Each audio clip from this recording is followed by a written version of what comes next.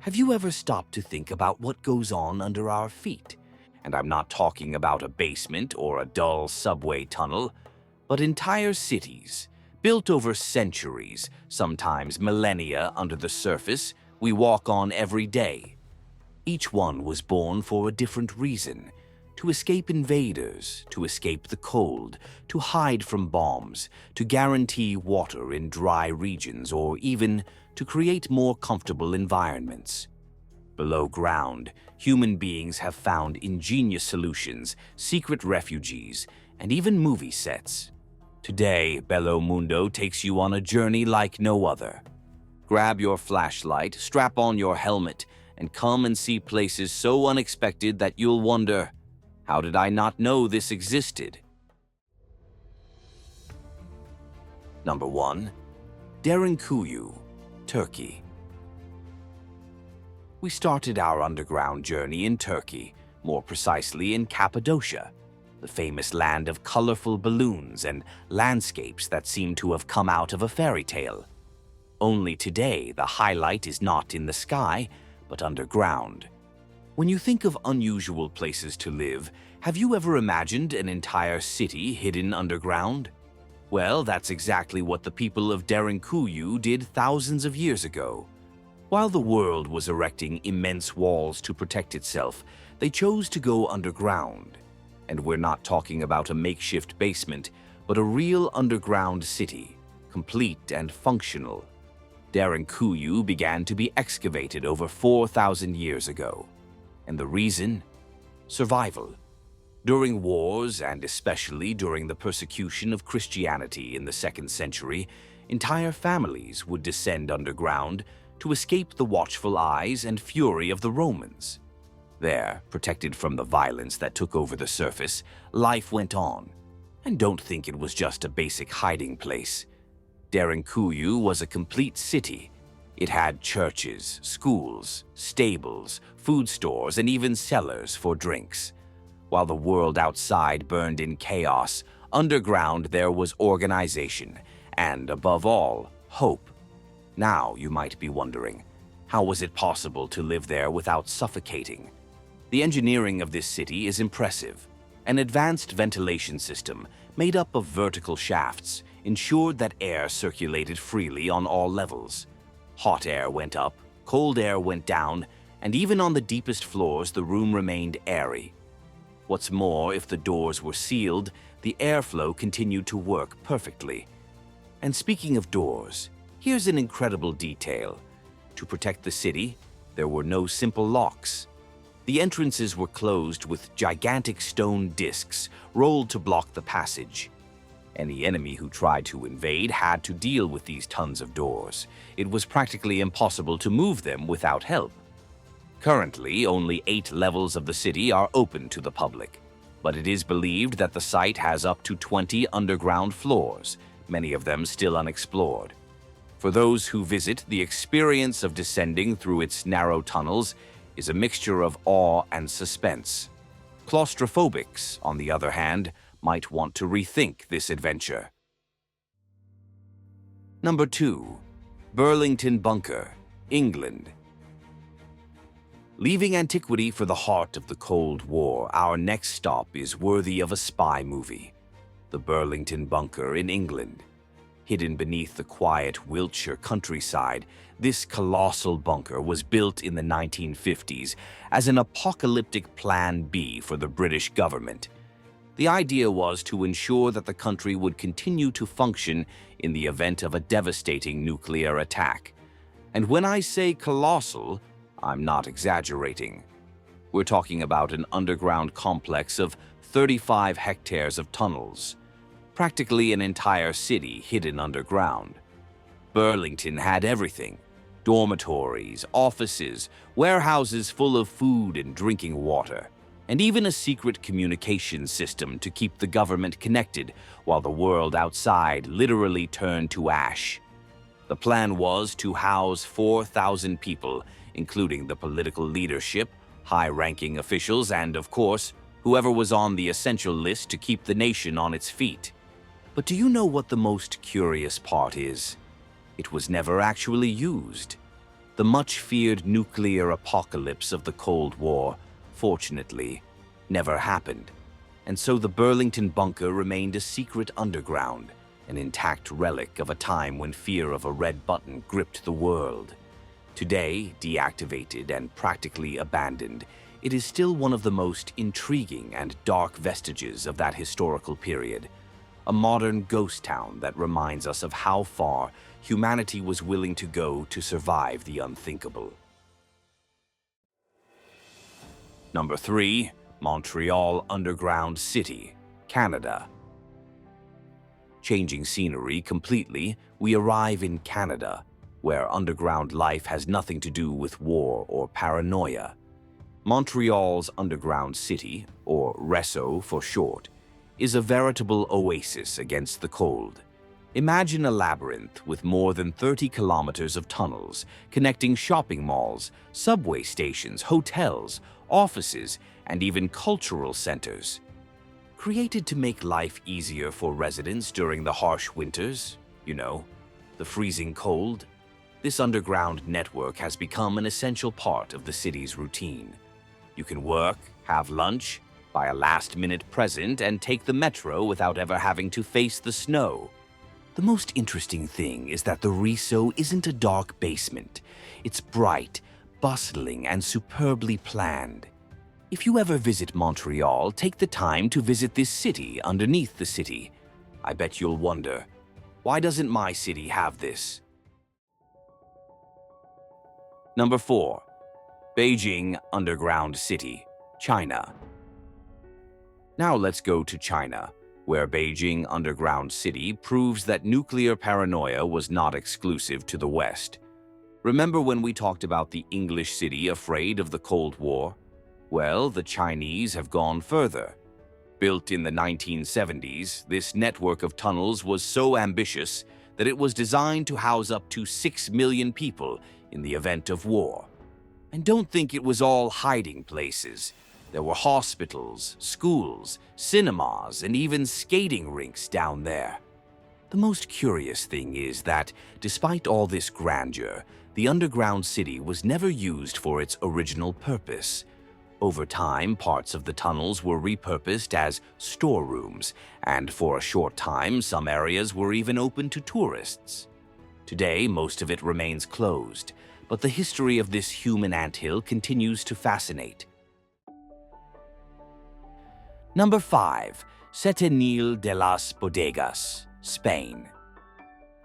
From the fear of bombs to the calm of Andalusia, we come to Setenil de las Bodegas in Spain. Here, the relationship with the subsoil is quite different. Instead of digging down, the people took advantage of the giant rocks that were already there. The houses were built taking advantage of the natural formations, with walls and ceilings made of stone.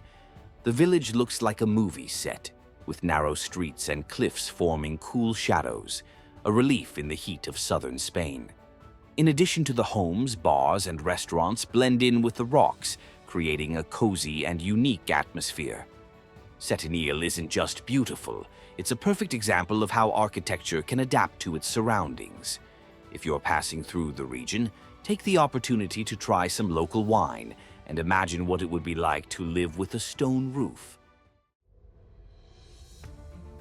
Number 6. Matera, Italy. In the south of Italy, Matera is a veritable time capsule with a history that stretches back an impressive 9,000 years.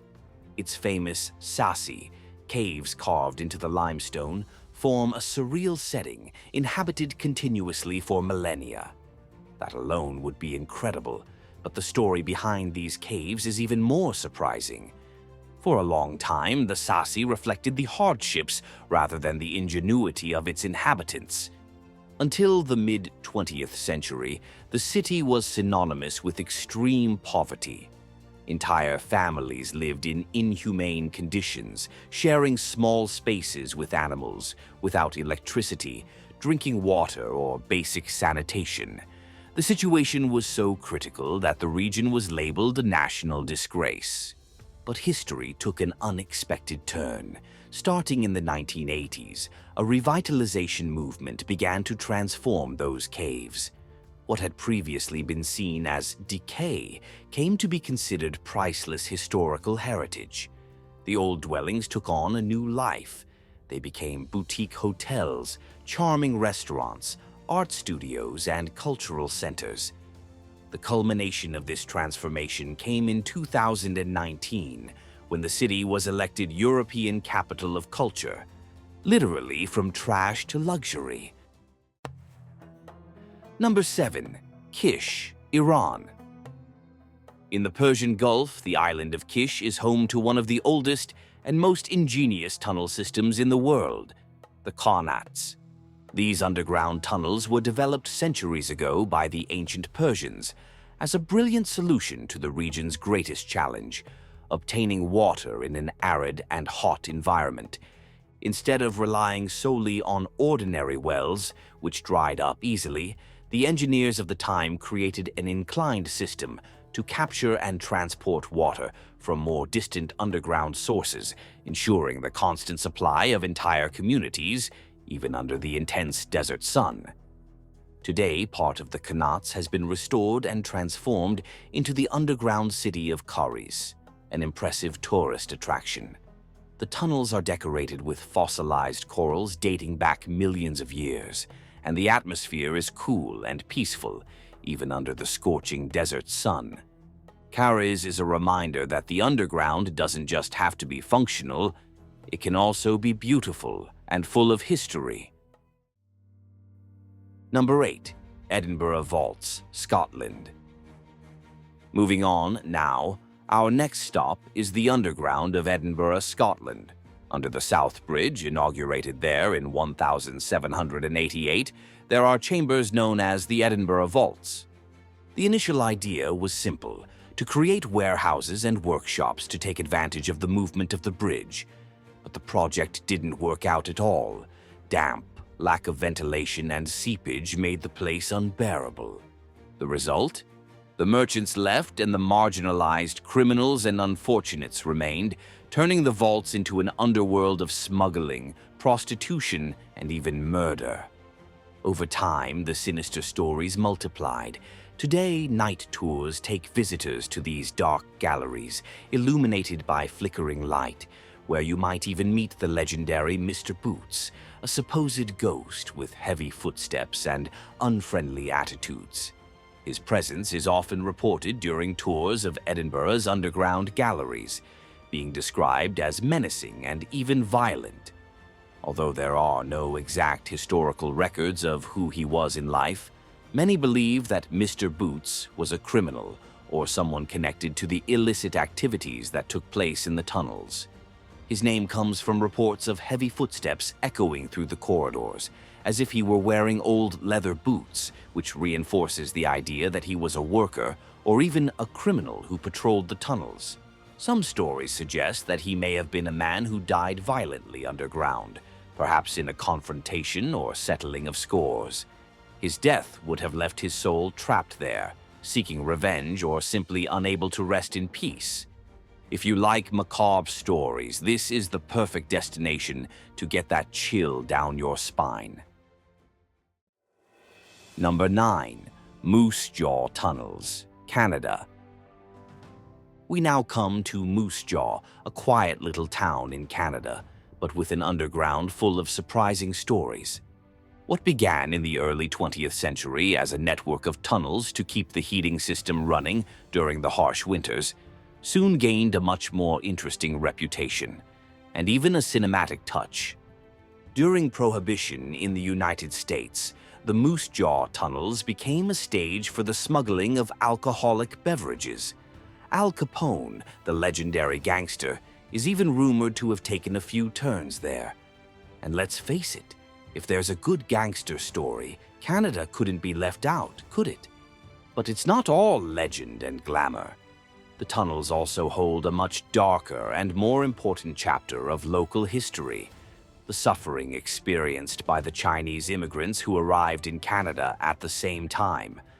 At the beginning of the 20th century, with growth driven by trade, agriculture, and the construction of railroads, Chinese workers migrated in search of opportunities. But instead of prosperity, they found a cruel reality. Miserable wages, unhealthy conditions, and exhausting working hours.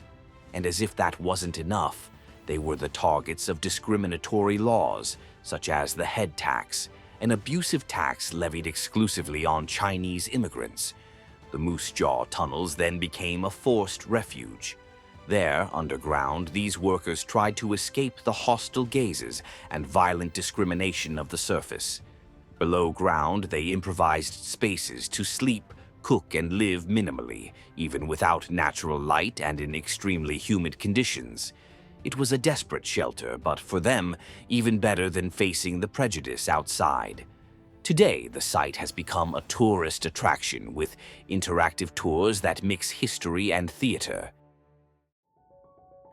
Number 10. Matmata Tunisia, the land of Star Wars. Leaving Canada, now it's time to land in the Tunisian desert, more specifically in Matmata. If the name doesn't sound familiar, wait until you find out that this village was the setting for Luke Skywalker's home in the Star Wars saga. Yes, the planet Tatooine has roots on Earth, and they're deep underground. Matmata is famous for its troglodyte houses, which are dwellings dug directly into the ground or rock, using the earth for protection. The main idea is to escape the extreme heat of the desert by creating naturally cool environments. These houses are built around craters. In the center is the open courtyard, while the bedrooms and other areas are dug into the surrounding walls. During the day, while the temperature outside exceeds 40 degrees, inside the houses the climate is always pleasant. Matmata's cinematic fame began in 1976, when George Lucas chose the village as the setting for Luke Skywalker's home. And if you happen to be a fan of the franchise, I have some great news for you. The troglodyte hotel, City Driss, where several scenes were shot, is still in operation and hosts Star Wars fans from all over the world. Many take the opportunity to explore the corridors and rooms that served as the backdrop for one of cinema's most iconic sagas. Number 11. Seattle Underground, United States. Towards the end of the 19th century, the city was growing rapidly, driven by the lumber industry and commerce. The streets, however, were a problem. Made of planks and poorly drained, they flooded and became a swamp when it rained. And believe me, it rains a lot in Seattle. Things got really bad in 1889 when a huge fire devastated the city's commercial center. Instead of just rebuilding what had been lost, the authorities decided to tackle the problem at its roots. The plan? To raise the streets of the center to a higher level, leaving behind the original sidewalks, which would be buried, all to solve the mess caused by flooding and the unevenness between the buildings. The result was a crazy scenario. The stores and buildings remained on the old level, while the new streets went up a good few meters. Thus, the old first floor was gradually abandoned. Over time, this lower layer of the city was forgotten and sealed off, becoming a ghostly underground, full of storefronts, store windows, and old sidewalks that seemed frozen in time. For decades, the Seattle Underground was a secret that few dared to explore. Only later, in the 20th century, did the idea of reopening these spaces to tourists emerge. Today, guided tours take you along old walkways, showing you how the city functioned before the fire and the elevated streets. And so ends our journey through the underground world. From ancient caves to modern complexes, hiding places, and gleaming mines, each stop showed a little of the ingenuity, creativity, and sometimes necessity that drives people to explore life underground. Now all that's left is for you to choose which of these destinations to visit first. Thanks for sticking with us this far. See you in the next video.